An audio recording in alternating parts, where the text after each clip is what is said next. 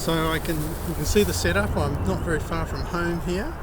It's very bright out here, and as always when you go out and work in the outside to do landscape painting or drawing or whatever, it's always got its own unique problems. Today it happens to be ants, and I've just finished sort of dancing around trying to get them off me from biting me because I've been walking up their freeway to get here. It's very unpleasant. These flies seem to have given me a bit of a break at least. I'm going to draw this section over here, I think. Over this direction. I'll point the camera in that direction shortly. Hopefully it'll go. I'm not going to promise any results. As always, it can go either way.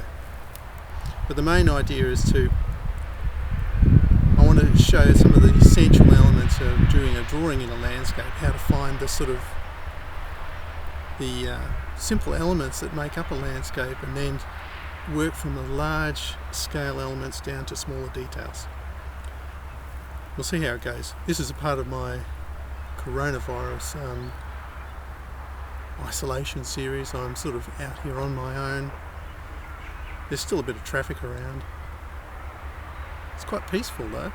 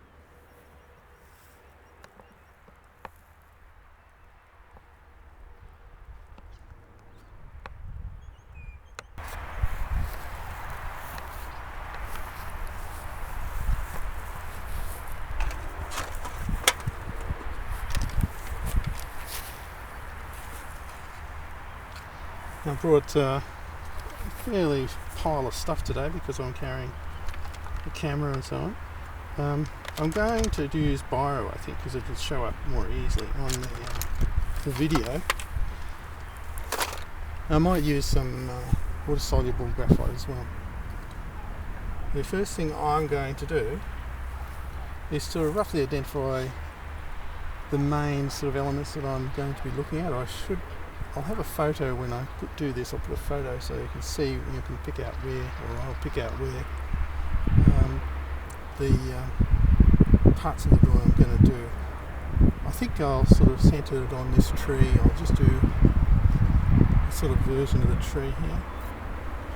Might be easier without glasses, I think. There's this sort of mid-ground tree here. I'll just sort of indicate it roughly with a bulge of, like a circular bulge, because it's pretty much circular. There's a bit of a movement here where the roadway, the ant highway is. And I'll just indicate roughly where it goes.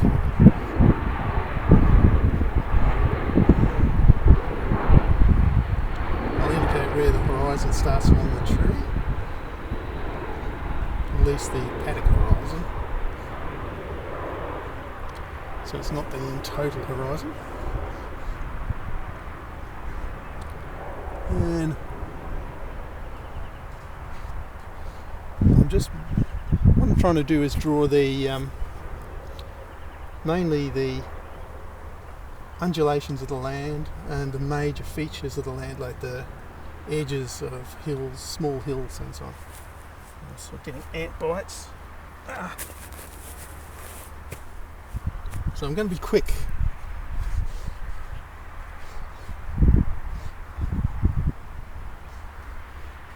You can still measure things up, so I can see from my point of view 1, 2, 3 of these tree widths away is where another big tree starts. Something like a fig tree, I think. Like that. and that there's a block of trees in the middle between them that sort of occupies about this space. So just draw roughly this sort of shape. It's a little bit cone shaped. The tree in the distance there is next to it is a smaller gum tree, which has got some stems coming out, but it's generally fairly flat, spherical.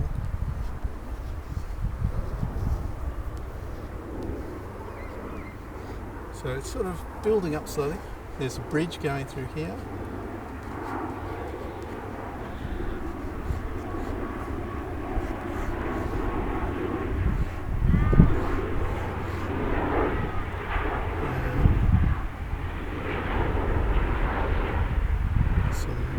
Pylons that are holding the bridge up. I'll just sort of indicate roughly like that.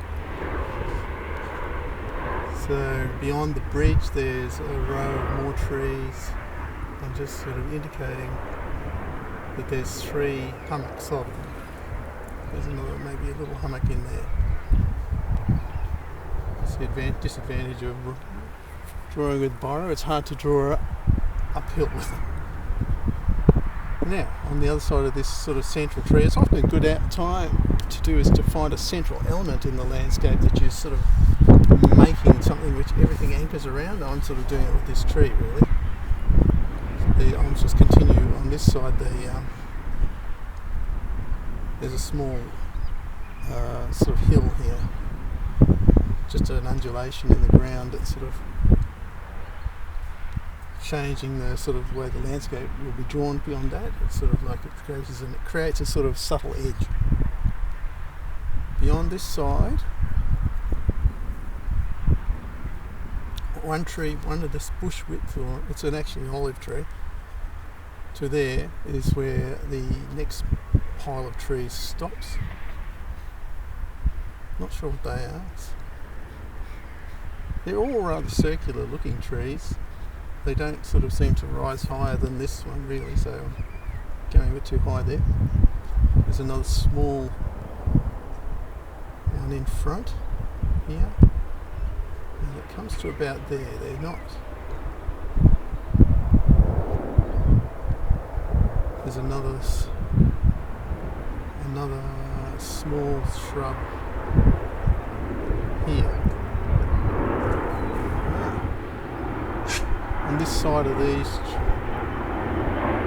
small trees is a definite edge of the park. There. And beyond that, the trees, there's sort of a variety of trees, which probably you don't need to worry about too much.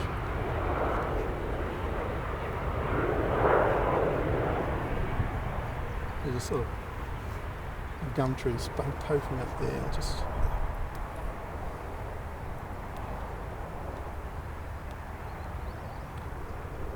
Beyond there, there's a sort of row of trees.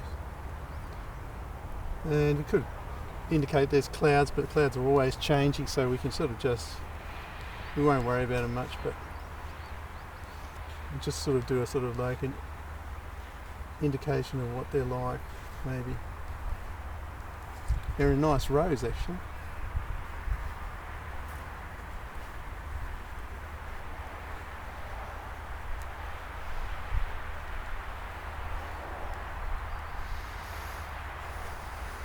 And the thing about clouds is that they tend to be bigger here, so I probably should have drawn that bigger.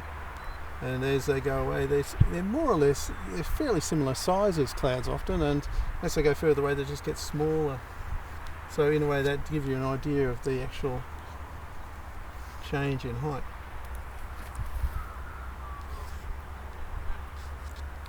Just change this. There's a sort of a darker patch with a roadway. We're getting a lot of ant bites.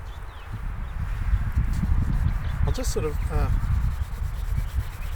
just fill in the tone a bit. At least with graphite we can lift it out a bit so we can control it a bit more. These trees and shrubs and everything are all quite dark, so I might just sort of, and they're all a similar darkness, I'll just put them in. There's another embankment, roadway embankment up there, and beyond that there's sort of tree shadows. The trees further on are not quite as dark.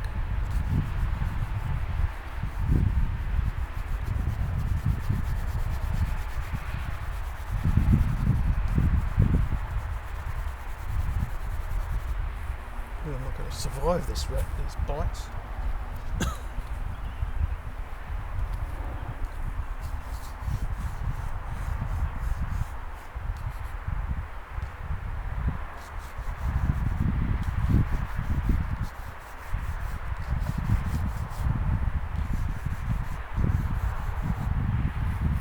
If it looks too bad, I might have to finish this in the studio from the photograph, but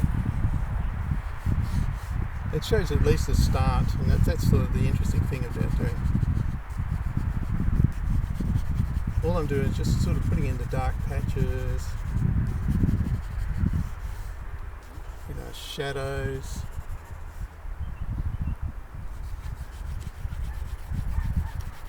Mainly the trees.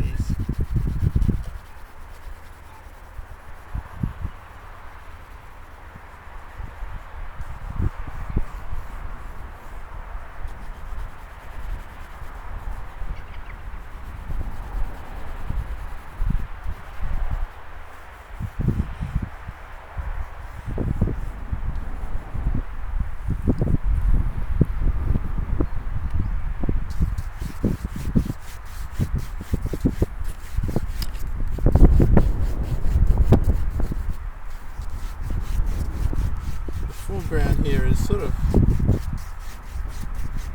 a light green, but it's a bit darker than the far distance sort of area, so which I might leave fairly light, just almost not draw that in. So I'll just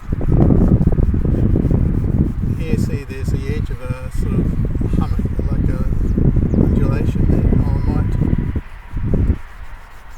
just indicate that there's a sort of like a change in the landscape there, so it goes from a light green here to a sort of, or a light, in this case a light grey, to a sort of a white almost in the distance, so that I can maintain the sensation of moving away.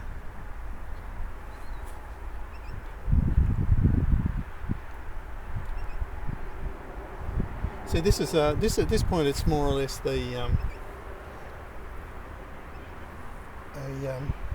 a reasonably good estimation of the bulk characteristics, the sort of overall characteristics of the landscape. This is maybe how I'd approach it with painting, with paint. And now we sort of can refine the tonalities of this more. So for instance in an area like this here where we've got the tree, this olive tree has got more shape in it, I'll just sort of put in some extra tone to start to indicate the shapes, the shadows, and the different lighting effects that are falling on the tree.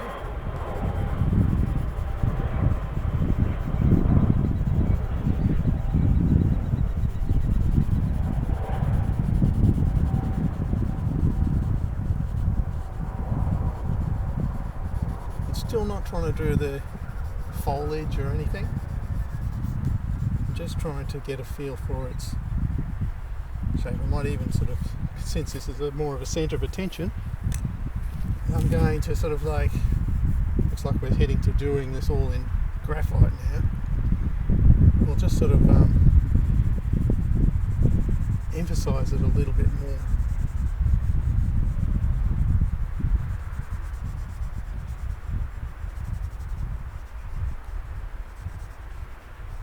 In some ways I'm trying to get a feeling of foliage here by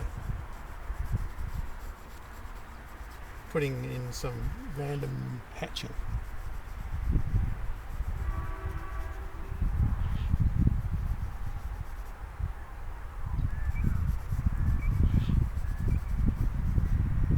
You can see I'm using a 6B pencil, and I'm using it mostly on the side at the moment, so it's starting to develop a point which you might find useful if I actually want to do any detail.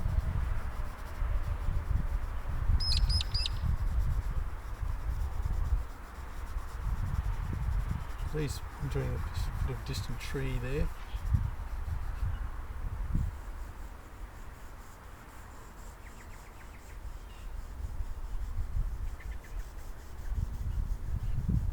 Trying to draw the grass by sort of leaving it out. Not always successful really sometimes, especially if you're getting bitten. Haven't got the time to sit here and do it.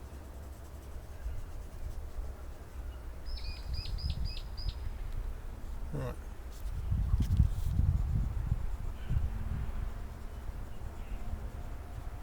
I'm going to sort of do a lot more little detail in some ways. I'm still not drawing leaves or anything. I'm trying to draw the darkness behind the leaves in such a way that it produces some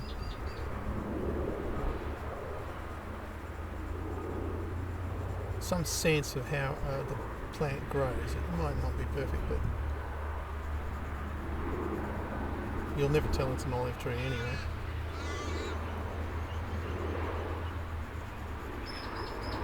It tends to have a sort of a sort of furry edge, very little. I'll get another pencil.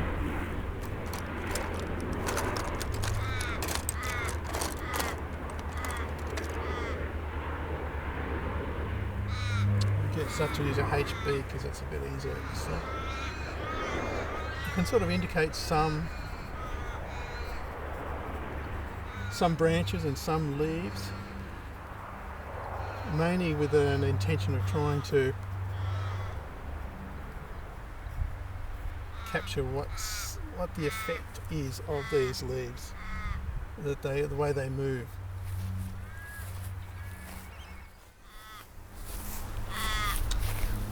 I'm going to possibly use a needle eraser on this a little bit now to lighten some areas a bit more, to lift out and create a bit more softness maybe in the edges.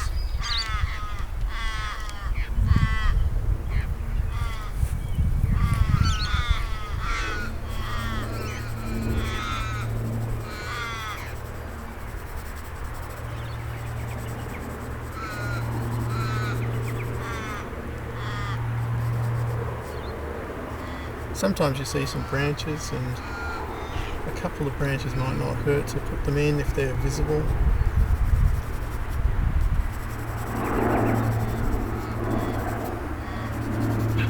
Sort of doing a bit more different direction hatching to try to sort of increase the feeling of the volume of the tree. It's like as a sphere.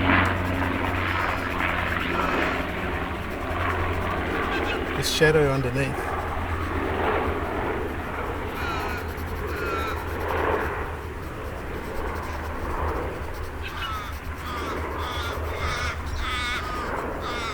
Right in here it's quite dark, we can sort of get very heavy in some places.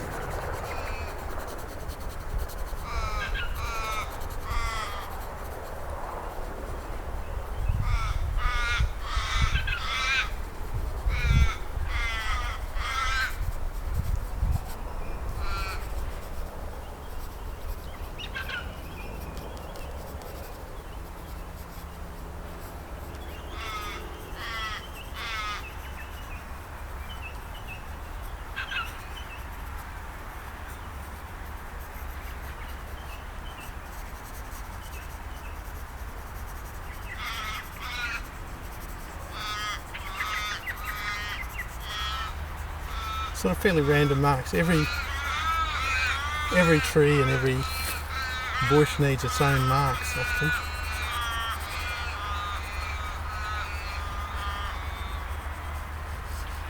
Right, that's probably as much as I need to go on for the time being, because it's needs a bit more development all around it. I think these other areas. like the distant landscape, I think we can sort of get away with just shading in the distant landscape a bit, far trees, and we can sort of like shape their edges a little bit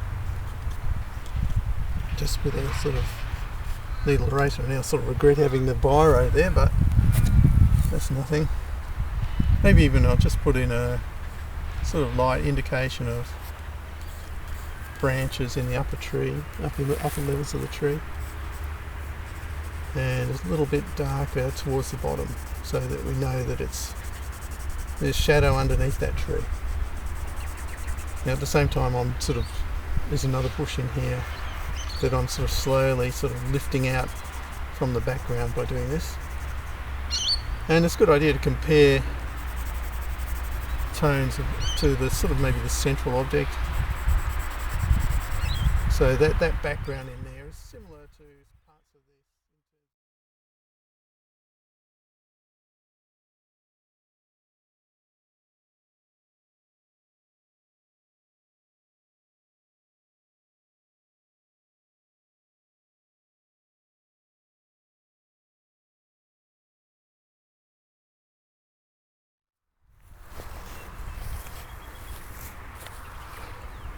I'm starting to get this somewhat messy because I'm leaning on it a lot. It's always going to be an issue with something like this. Alright. I'll just use hatching. There's no really strong visibility of leaves here. I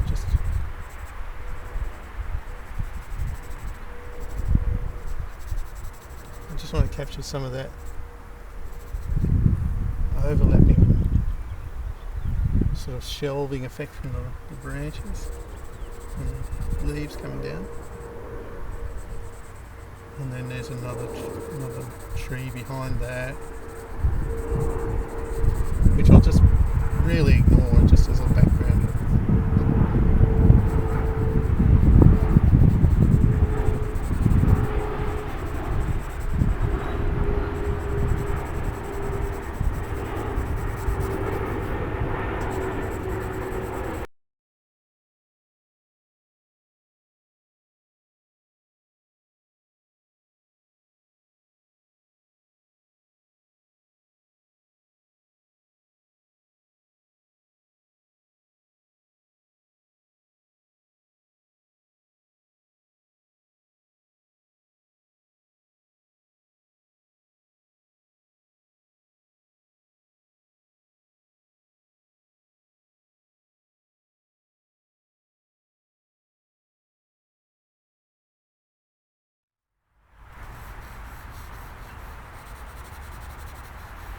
Yeah, it's not always a good idea, I think, to bring out the sort of the really big aspects of the landscape, to make sure they come out. The masses of the earth, and I like to think of them as like the bones of the earth. It's sort of like they hold up the flesh, which is all the trees and stuff.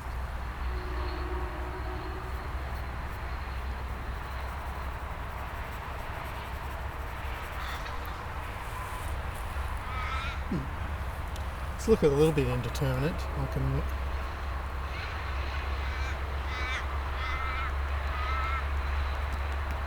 I might just lighten up some of the foreground a bit more, just to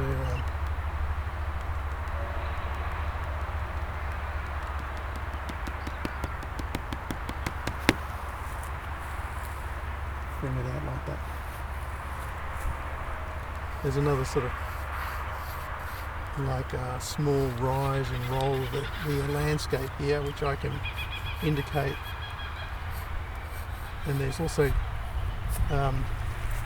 grass cut lines through the paddock, which are good because they're sort of slightly darker, and I can use them to emphasise the perspective of the land there. I can sort of like have them come very close together and spread out as they come towards us. And tilt and gets more closer together as they go over that way. There's none really visible up here. I could sort of like make them up, just draw some here, just going at a slightly different angle like that,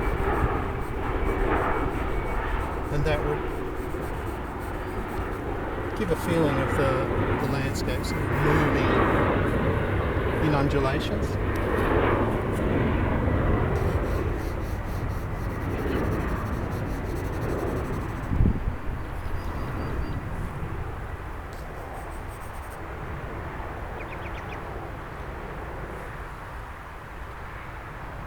I might actually stop at this point because it's getting very difficult to to cope with the ant bites, and it sort of indicates more or less how to do it. I'll continue this on from the photograph.